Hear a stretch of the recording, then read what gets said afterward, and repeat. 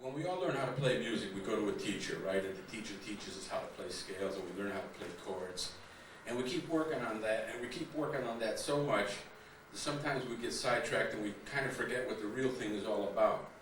And what I think the real thing is all about, and what I'm sure a lot of people will agree to. There's another part of it that we have to take into consideration. And one of the things that we have to take into consideration is the talent that we all have, the very serious talent that we all have. I will even go as far as to say is that we're all geniuses. Now people are going to walk around and say, oh, this guy's really nuts today. Now we're all geniuses. We are geniuses. Now what happens is as we grow up in life and as we proceed down the path, we get geniusitized, so to speak. And what I mean by that is somewhere along the line, people start telling us, and usually it starts with our parents, and then it goes on to our teachers and maybe the priest and the rabbi, whoever thinks he's got some power, which he hasn't. And they start telling us, oh, you can't do this, you can't do this. Oh, you sure you want to do this? Oh, there's no money in this. Oh, you know what I mean. And this is what happens. We start to doubt the talent that we have. This is one of the biggest problems right off the bat. So the first thing we've got to realize, you've got to get back in touch with the fact that you've got all the talent you need to do anything that you want. And the universe has made nobody the way he's made you. You are special. Every last one of us are so special that we don't have to look for somebody else for anything. We don't have to say, oh, this guy's better, and can I do it, and will I do it? Now, sometimes we think, oh, this guy's got more talent, he's making more money, he's better looking, you know, he's got a better record. What's that got to do with the talent? Nothing. Absolutely nothing. The talent is the thing that we're talking about. So what we all have to do is to start to dig in and start to take a look at it. Now, how do we get to what we want to get to? How do we get to the real stuff? The real stuff is what we're talking about. Not the scales and the chords and all this stuff. We're going to use that. We're going to use that, but that's not the real thing. What we have to learn to do is realize how to use the material, how to use what we're learning, or what we're gathering along the line. Okay, now how do you do that? What do you do with it? Well, let me give you a couple of examples, all right? Well, I mean, many times people will come to me and say, Joe, how do I become creative? What do I have to do to become creative? Is there a special way to do it? And actually, there is a special way to do it. There are things that you can do to kick in your creativity. The first thing we've got to realize is that no matter who it was, whether it was Charlie Parker, John Coltrane, Jimi Hendrix, whoever you want to say, whoever is your hero, they came out of somebody. Nobody comes here without coming from somebody else. You have to have it from somebody. The thing about it is what you do when you get that thing, when that person lights your candle. What do you do after you have that candle lit? Now, there's a lot of things you can do. First of all, let's take a piece of paper with some music on it, right? Here's a solo. Here's the Charlie Parker solo. All right, and already it's creative because it's Charlie Parker. So what we have to do, take a phrase, a simple phrase. What do you do with the phrase? Okay, immediately, guitar players will say, and maybe other instruments as well, but guitar players, take the phrase and start putting that phrase all over your instrument, in every position possible, every fingering possible, every register possible. What does that do for you? That starts to enhance your ability to know how to play melodically, not scales, but melodically, because who better than Charlie Parker than to get the message from? So already you've taken the first step towards being creative. You've taken Bird's stuff and you're starting to work it all in and out of your guitar, right on through every possible position. Guitar players again. Is it possible to play it in octaves? Is it possible to play it as a chord solo? Is it possible to reharmonize the line? Is it possible to make an arrangement out of the line? All these things are going to enhance your creativity. Now, while you're doing this, you're still playing Bird's music, but there's another thing that's happening underneath it all. you are finding your own way. Because even if you played the note exactly the way Bird did, it wouldn't come out the same way. You can't, because it's you. Remember I told you that the universe made you a special way, and he made all of you geniuses, but you've got to remember that. Now that's just the beginning of it. Then you have to start infusing feeling. Now what does that mean? Well, that means, in a way, imitating. Because if you listen to the players that you love, you start to imitate. You start to get the feeling. But that feeling turns another way when you play it. So that starts the process of being original. You see, it's not all of a sudden that comes down from the sky, all right, you're the new innovator, you're the new genius, no, it comes out of somebody else, like I told you earlier. Everything comes out of something. But you have to come out of these people. Anybody, whoever you love. Slowly but surely you start building. And it takes time. Come on. It takes, let me tell you something you might not want to hear. The first 20 years is a warm-up. It's just a rehearsal. Thank you. Now, a lot of people don't want to hear that. They want to go to school. Check this bullshit out. I used to work at GIT, and they had a program, a one-year program, and they had the kids believing that if they came to school, and when they walked out of there a year later, that they would be geniuses. So everybody and his brother signed up, some of the worst players that ever walked the planet Earth. That they weren't geniuses.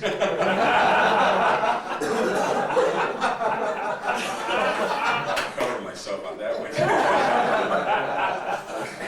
But somewhere along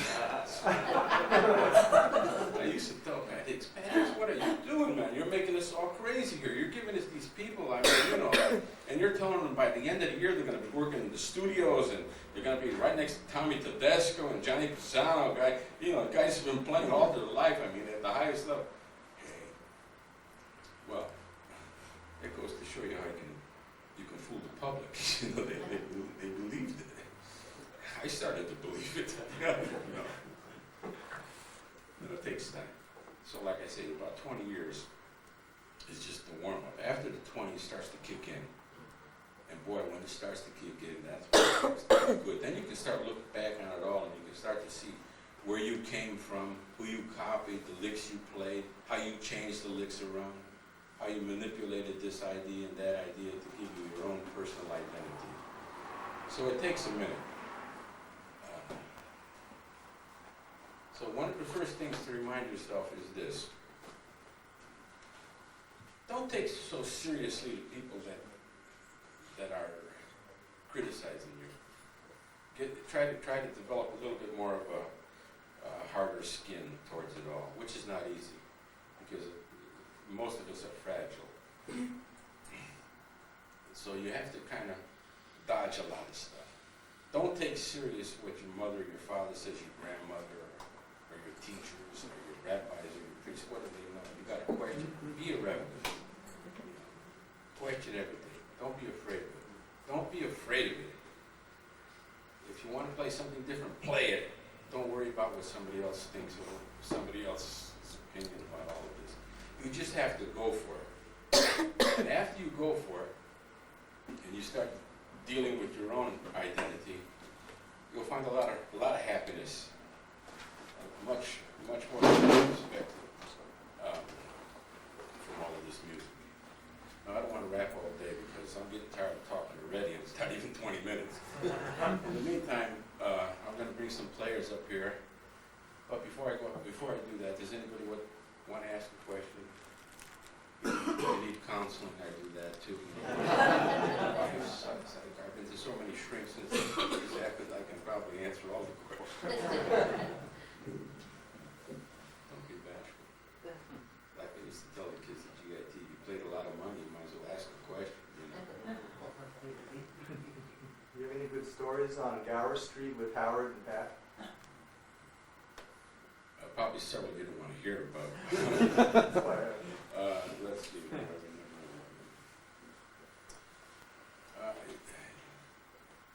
Yeah, I do in a way. I remember when we used to do, like, when they used to have these orientation meetings, you know.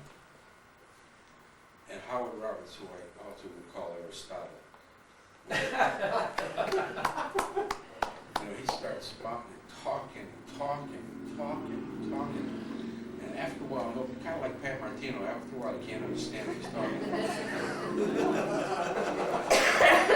No offense, Pat, wherever you are. He was,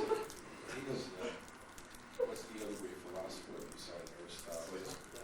He's Plato. Get any higher than Plato. The problem is, nobody can understand what the hell anybody's talking about. So I used to tell Howard, I said, Howard, why are we talking so much? Can't we play anymore? Can we even play just the blues, anything? Just let's get off the ground a little bit. Instead of all this, this, do that, watch this, doesn't mean anything. The talk is cheap. We're better. As I get older, I want to take a vow of silence, to tell you the truth. I don't even want to talk to my wife. I'm sorry, honey. Thank God I got her. She's only 5 feet tall, but she's stronger than Muhammad Ali. Yeah, that's kind of one of those. I told you, Pat would promise too much. That's the whole thing about Pat. He would promise too much, and he would put the burden on us, and we couldn't do it. I mean, several people got a little pissed, to tell you the truth. Some people wanted their money back, but it wasn't so much that they didn't get a good education. It's just that it can't be done in a year. That's impossible. Why would you want to do it in a year? You got eternity to fool around with it. What are we talking about a year? A year is nothing.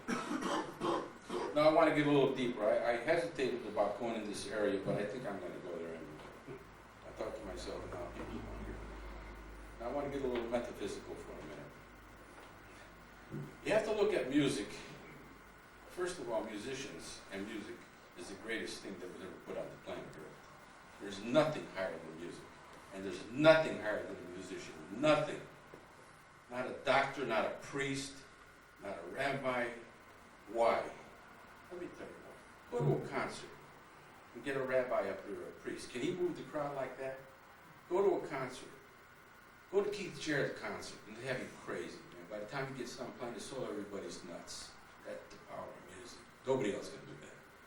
Musicians are the greatest thing on the planet Earth. Music is the greatest thing. Music is the voice of God. And everything comes from that voice. From that voice, all the variations come. All the variations, which we are. And that's why everybody is so special. That's why everybody's a genius. How can you be less than a genius? Don't listen to the F word there. I had to catch myself. How can you be less than a genius if your source is it? You see what I'm saying? When you hear somebody play, if you listen to Bird play Dancing in the Dark, that's the voice of God, man. If you listen to Coltrane play My Favorite Things, that's the voice of God. You understand? And we are the very, I think I might start preaching. I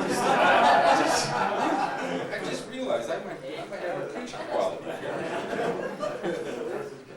No, it's the voice of God. It's the variations that we are of that voice that are so good. And from that voice comes the intuition. From that voice comes the creativity. Comes music. Comes everything that we know in music is a variation. So it's all good. How can it be bad? You understand? So the comparison thing is going to drive everybody nuts, and we all do it.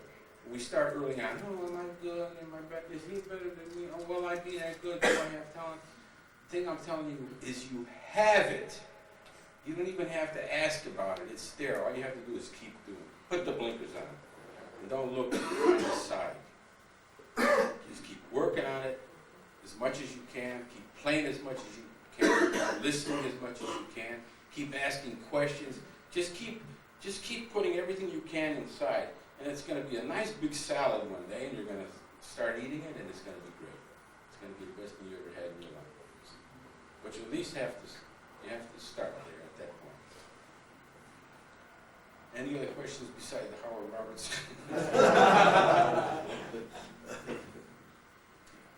Well, all right. Hey, Joe. Yes. Before you moved to LA, what were you doing down there in Florida? I'm doing a little shrimping.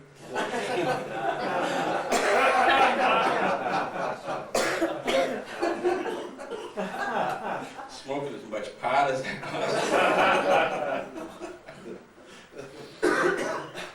No, I had my great greatest experiences in Florida, I was playing with Ira Sullivan, the great multi-instrumentalist, and other fellows by the name of Tony Castellano, Steve Bagby, and practicing every day, long hours. I used to have a tree in the backyard, and I would go under the tree, and it was a big kind of droopy tree, and I could go underneath it, you know what I mean, I'd be playing. And my aunt, I lived with my aunt at the time, and she allowed me to stay with her when I was down and out. And I would go out and practice all day long.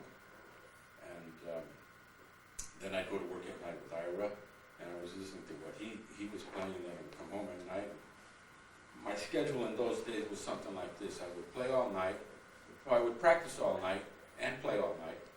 I would get up, 11 o'clock, something like that. I never liked to get up early, still don't. Go out to the beach, bathe, look at the babes, come home, have something to lunch, late lunch, start practicing. All night. Loved it. Loved it. It was maybe, I don't want to say it was one of the most happiest times, but it was certainly in that category. It was incredible. And I was playing with Wally Sewell. He taught me how to play free jazz. I was playing with Ira. We were playing traditional jazz tunes, you know. Wally, I was playing free, anything went. So I was getting a great education and didn't even know it. I was just doing it, just having the time of my life. The economics got so bad that I came out to California. Nicey nice, you know, your brains are gonna get fried out here, you know, and everybody's, how does my son look tonight?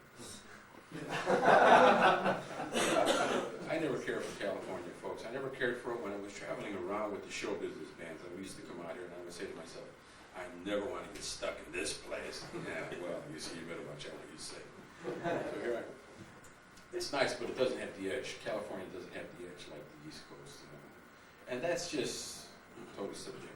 I'm not trying to put anything down. It's just the way just my interpretation.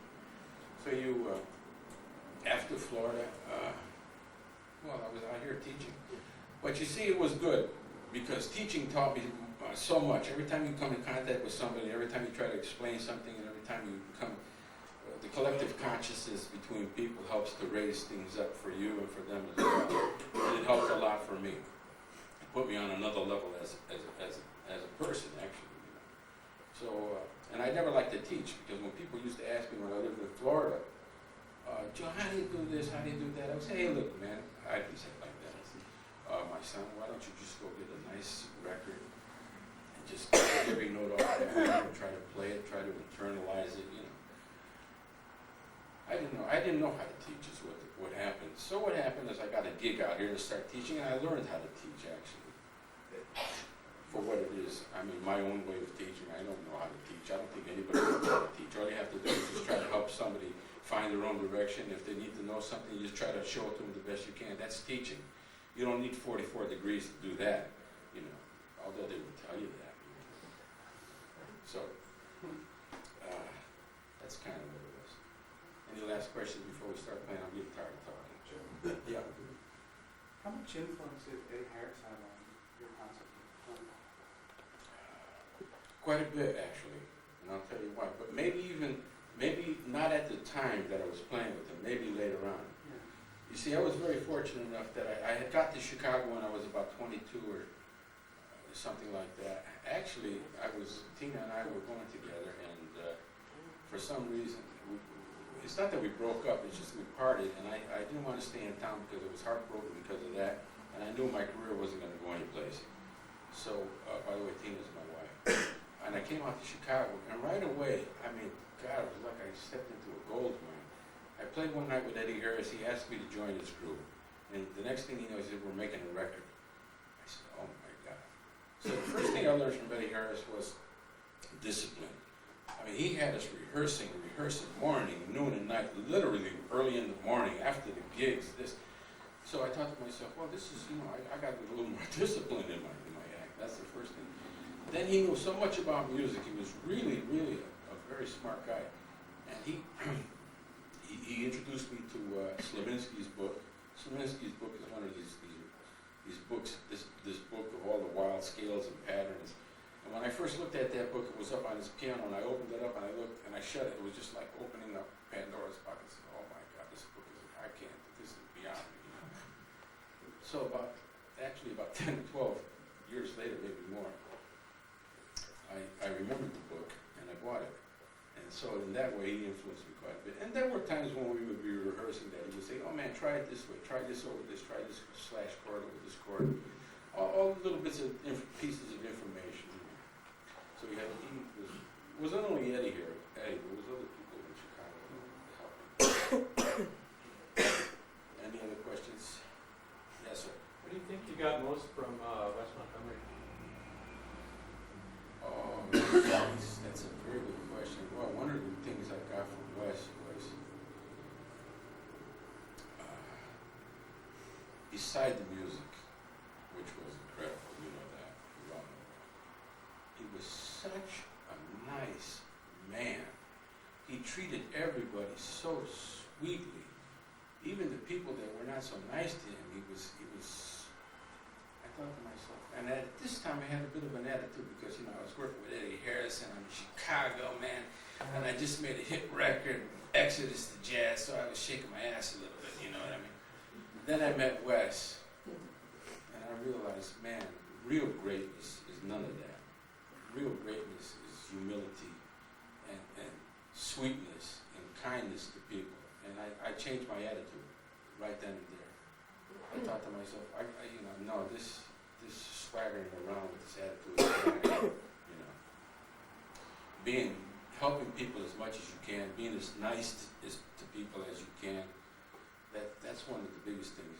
The music goes without saying. I mean, his sound was so fat. It's just like his heart was so big, you see. And that's, I'll tell you some stories. You want some stories, buddy? All right, I'll tell you some Wes Montgomery stories. First of all, Wes, I asked Wes one night, Wes, like when we're learning music, there's D minor, G7, C, okay, now you played this through this, and you played this over that. So I asked Wes, because I was quite young still, even though I was 22 and, growing up, what do you know? So I asked him, Wes, when you think of D minor, G7, C, or when you see it, what do you think? He said, man, it's a sound. Man, it's a sound. It's not a symbol, you understand? It's not a scale, it's a sound. So when you play, you're playing sound. That's what you got to start tuning into. That's one of the things. Playing sound. You're not playing symbols, you're not playing scales, you're playing a sound. So that's one of the things to keep in mind. I said, Wes, what do you practice? I don't practice anything during the day that I don't use at night on the gig. I don't practice anything during the day that I don't use at night on the gig. I automatically stopped practicing the scales, which I hated to begin with, never liked them, and all the superfluous stuff that I never used. And I just started practicing the things that I was going to play at night, the things that I was going to use on a gig. I was going to practice music. Now, Wes has something that I hear very rarely on guitar, and it's the connection between the brain, the hands, and the heart. Everything is coordinated. Nothing is off. In other words, he's not thinking one thing and playing another thing, or he's not trying to play something that he practiced. It's all coming through. It's like a little highway. Everything comes from the heart, the hand, the head, whatever it was. And Wes is one of the few people that I know that could play exactly what he heard and get it out. And that's one of the biggest challenges with music, is what's coming through over here, be able to play it, and get it out. Not to play something that you practiced, because we can all do that, and we all do it, and there's nothing wrong in that. But to get to that level, like Django, like I said, Bird, I would say Train, and Wes, I think Joe Pass was like that too, by the way. I would say Joe was like that.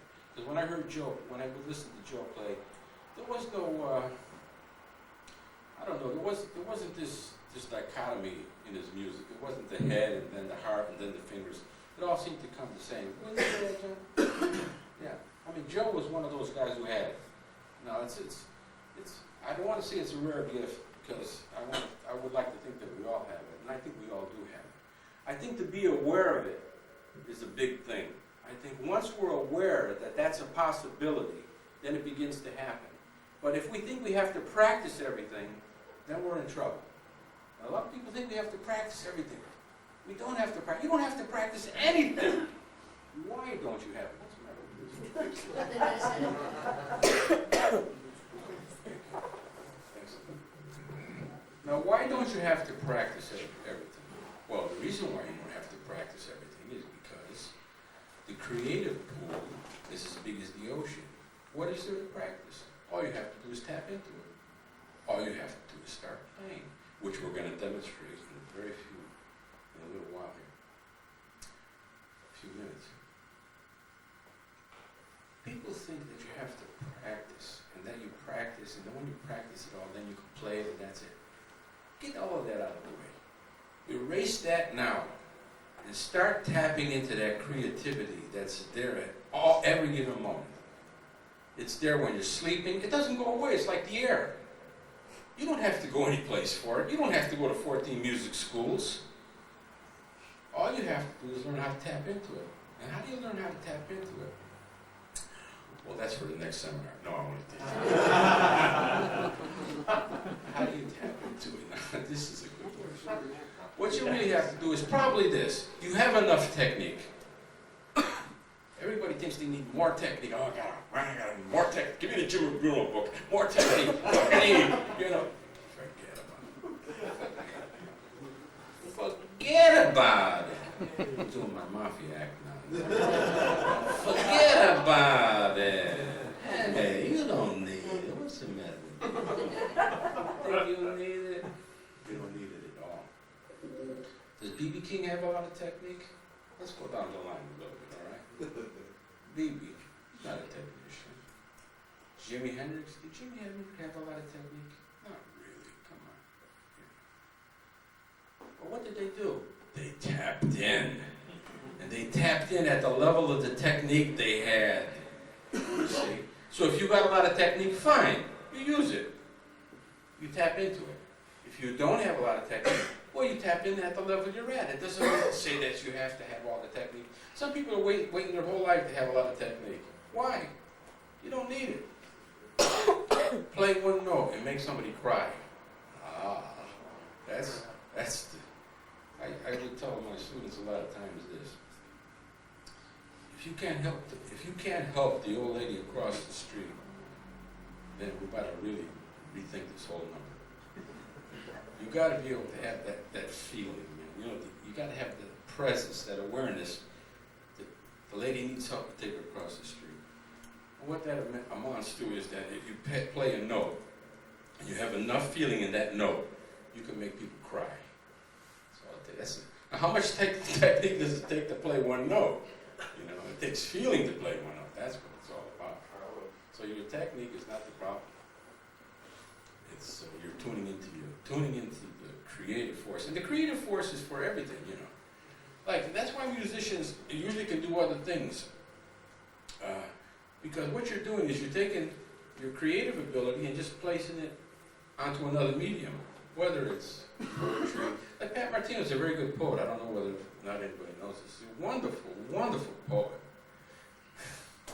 I have a very strange life. People like to sing to me and like read to me. When I would hang out with Pat, he would love, in his deep voice, do his poetry. He would love to recite his poetry for me. I'd sit in the chair and thusly and therefore we went upon the mountain and looked the roses. Pat, you're looking. You know I love you. I'm a big deal. He's trying to make jest. Tony Castellano, my very dear friend, Tony Castellano, greatest piano player. Keith Jarrett couldn't shine his shoes. Sorry, Keith. I know it's profound, but believe me, it's true.